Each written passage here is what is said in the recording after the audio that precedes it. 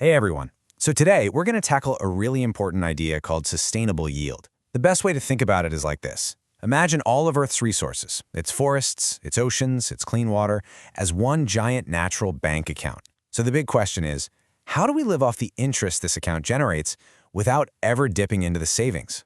Let's get into it. It really all comes down to this one question. Can we actually keep using Earth's resources forever? And the answer is, well, maybe, but only if we're really, really smart about how we do it. And that's exactly the problem that this whole concept of sustainable yield is trying to solve. So let's stick with that bank account idea for a minute. Imagine a forest is your principal, your main investment sitting in the bank. All the new growth that happens each year, the new trees that pop up, that's your interest. Sustainable yield is just the idea of only taking the interest each year and leaving that core principle untouched. That way, it's always there to generate more for you year after year. Okay, so here's the more official textbook definition. It's all about finding that perfect rate, that perfect balance. It means we can take what we need, but we can only take it as fast as nature can replace it. If we get that rate wrong, we're not just borrowing from the future, we are basically stealing from it. This brings us to a super important point. How do we know how much is the right amount? How do we find that sweet spot where we get the most we possibly can without wrecking the system? Well, there's a scientific term for this exact idea: maximum sustainable yield. Maximum sustainable yield, or MSY for short, is basically the speed limit. It's the absolute highest number of something, like trees or fish, that you can harvest every single year without causing the whole population to shrink over time. For a long time, this has been the gold standard for managing our natural resources. All right, to really get a grip on this, let's use an example we can all picture: a whole bunch of fish out in the ocean. The goal of sustainable fishing is actually pretty simple on paper. You just have to match the number of fish we catch to the number of new fish that are born and grow up. Let's see what that looks like in practice. Okay, first up, what if we fish less than the maximum? Our harvest rate is low, but the fish are reproducing at a high rate. The result? The fish population actually grows. We're not even taking all the interest from our natural bank account. We're letting it get bigger. Now this is the sweet spot: maximum sustainable yield. See how the bars are matched? The harvest rate is perfectly in sync with the regeneration rate. We're taking out exactly as many fish as the population can naturally replace. The population stays stable, we get the most fish possible. It's the perfect balance we're aiming for. And here is the danger zone: over-harvesting. This is when our harvest rate is way higher than the regeneration rate.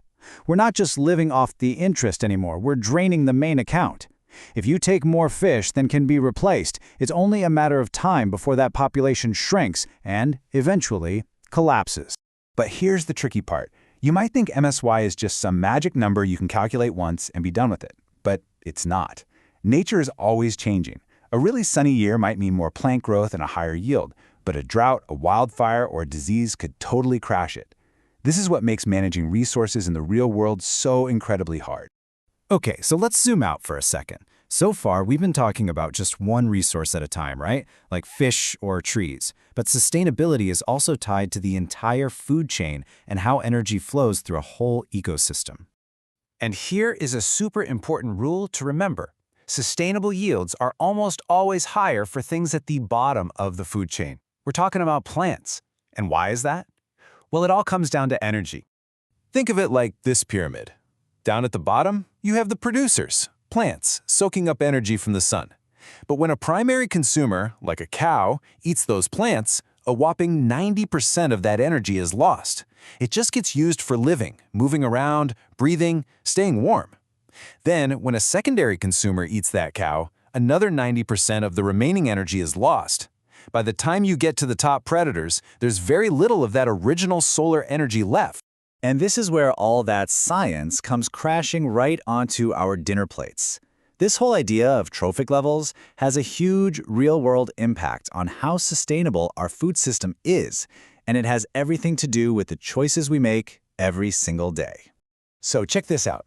Plant-based foods, they're right at the bottom, the lowest trophic level. That makes them incredibly energy efficient. They need way fewer resources, like land and water, to produce. But animal-based foods are higher up, which makes them way less efficient. You have to pump massive amounts of plant energy and resources into an animal just to get a little bit of energy back out. So, what can we do? Well, making our food system more sustainable really comes down to a few things. Eating from lower on the food chain is a really big one for sure. But it also helps to choose local foods to cut down on all that transportation, and to support native plants and animals that are already adapted to the local environment and don't need as much help to grow. All right, let's bring this all home. Understanding sustainable yield, as you can see, isn't just about counting fish. It's about understanding this really delicate balancing act that's happening in our ecosystems and figuring out what our role is in all of it. If there's one thought I can leave you with, it's this. Sustainable yield is about maintaining the balance between resource use and regeneration. The whole goal is to find that sweet spot, that equilibrium, between what we take and what nature can give back. It's not just some nice environmental idea, it's a survival strategy for all of us. At the end of the day, sustainability isn't going to be solved by one single law or one cool new invention. It's a massive balancing act, and it's made up of billions of little choices that we all make every single day, from our governments all the way down to what you decide to put in your plate for dinner. So I guess the real question is, what will your choices be?